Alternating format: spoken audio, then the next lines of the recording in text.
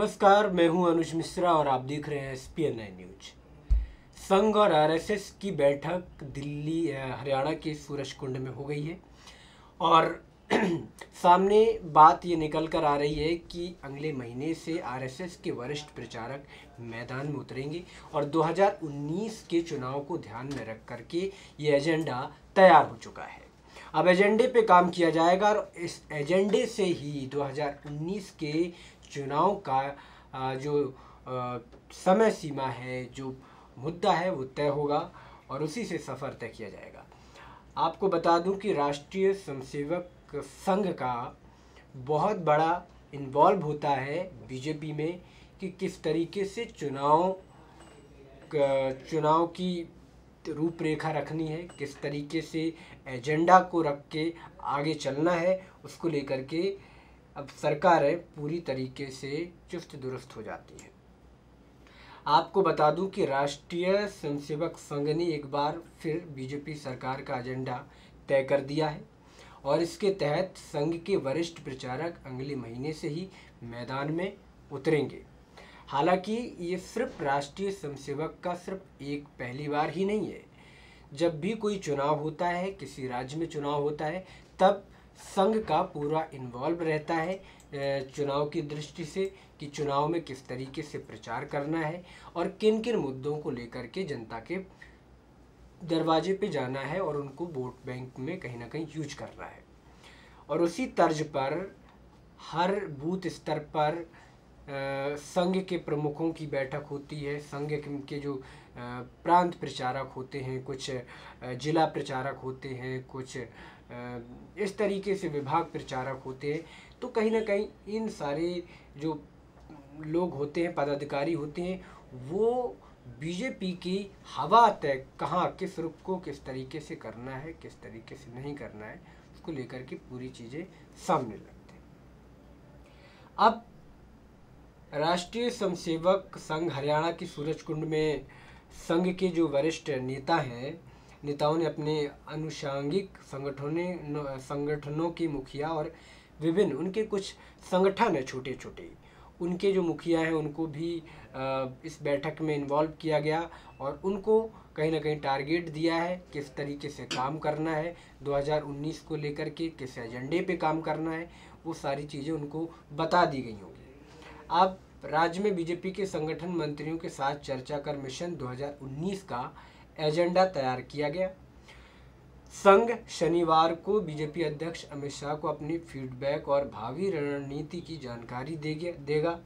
और बैठक में शामिल एक प्रतिनिधि के मुताबिक संघ सरकार की योजनाओं और नीतियों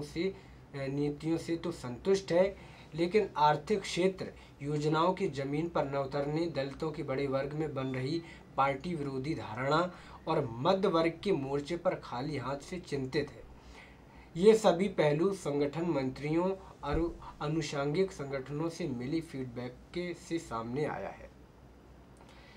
शुक्रवार की बैठक में संघ के महासचिव भैयाजी जोशी,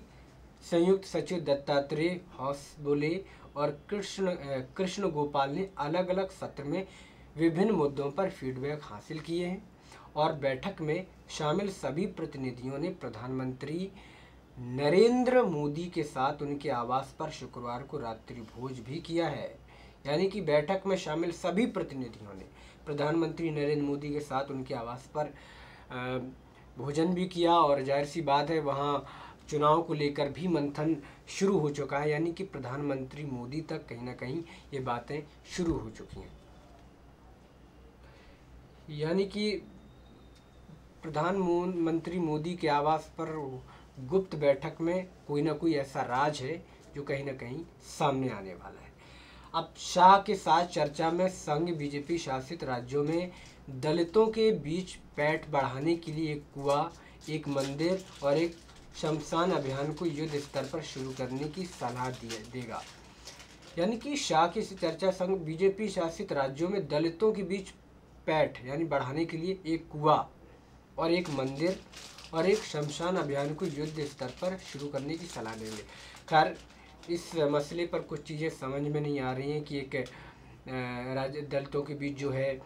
एक कुआं, एक मंदिर और एक शमशान अभियान को युद्ध स्तर पर जाने की शुरू करने के लिए क्यों बोला जा रहा है। इसके अलावा 2-3 महीने में मध्य वर्ग के लिए बड़ा और प्रभावशाली फैसला लेने की भी सलाह दी जाएगी। यानी संघ का मानना है कि मध्य वर्ग पार्टी से जुड़ा हुआ है, लेकिन इस वर्ग को जोड़े रखने के लिए सरकार के पास कोई बड़ी उपलब्धि नहीं है। ऐसे में ठीक चुनाव के दौरान अगर मध्य वर्ग के बीच भ्रम या आक्रोश पैदा हुआ तो हालत संभालना मुश्किल हो जाएगा। अब इस पर मंथन शुरू हो चुका है। मंथन में क्या लगता है कि आखिर जिस एजेंडे पर बात हुई है, जिस एजेंडे पर काम करने की बात कही गई है, क्या उस एजेंडे पर बीजेपी खरी उतर पाएगी। यानी कि आरएसएस के जो कार्यकर्ता हैं, आरएसएस के जो पार्टी के चाहे बीजेपी पार्टी में कुछ ऐसे लोग हैं जो कहीं ना कहीं संघ से निकल कर आए हैं, उन्हें महत्वपूर्ण पद दिया गया है, जैसे कि राम माधव हैं, वो भी संघ से थे लेकिन उनको महासचिव बनाया गया बीजेपी का। तो ऐसे में आरएसएस का इन्वॉल्वमेंट बीजेपी के लिए बहुत बड़ी एक कहा जाए करिश्मा के तौर पर कहा जाता है, क्योंकि संघ पूरे हिंदुस्तान में फैला हुआ है और संघ के जो कार्यकर्ता होते हैं बूथ स्तर से छोटे, चाहे वो एक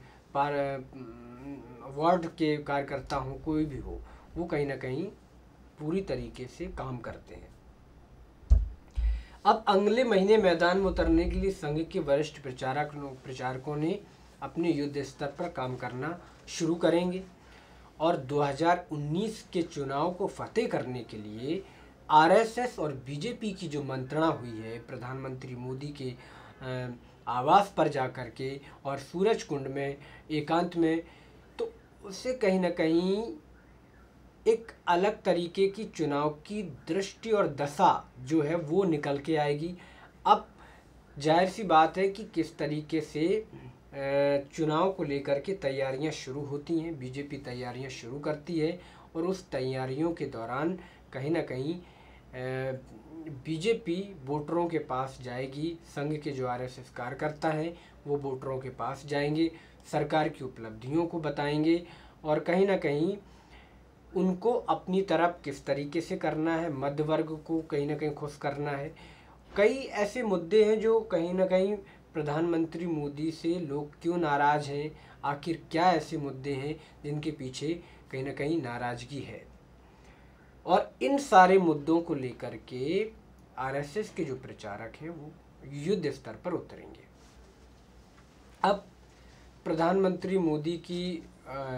कहा जाए कि उनकी रणनीति किस तरीके की है, किस तरीके से वो काम करना चाहते हैं, किस तरीके से वो कार्यकर्ताओं को सलाह देंगे, ये एक बहुत महत्वपूर्ण वाली बात है कि आरएसएस, क्योंकि आरएसएस का इन्वॉल्वमेंट रहना बीजेपी में एक बहुत बड़ी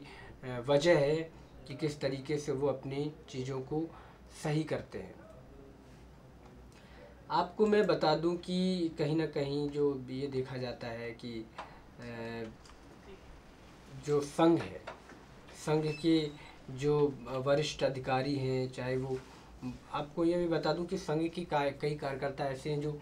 ज़मीनी स्तर पर काम करते हैं और जनता के बीच क्या चल रहा है, क्या बीजेपी के लिए जनता का क्या रुख है, ये जानने के लिए बीजेपी के जो छोटे छोटे कार्यकर्ता हैं वो कहीं ना कहीं समाज में घुले रहते हैं और पूरी तरीके से काम करते हैं। अब ऐसे में काम करने के तौर तरीके भी उनके अलग होंगे। हालांकि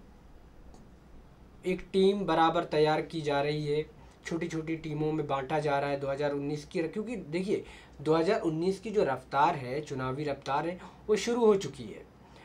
हालांकि इससे पहले विधानसभा चुनाव है मध्य प्रदेश में, राजस्थान में और छत्तीसगढ़ में। अब इनका जब चुनाव पूरी तरीके से तय हो जाएगा तो एक अलग तरीके की तस्वीर बनकर सामने आएगी कि बीजेपी ने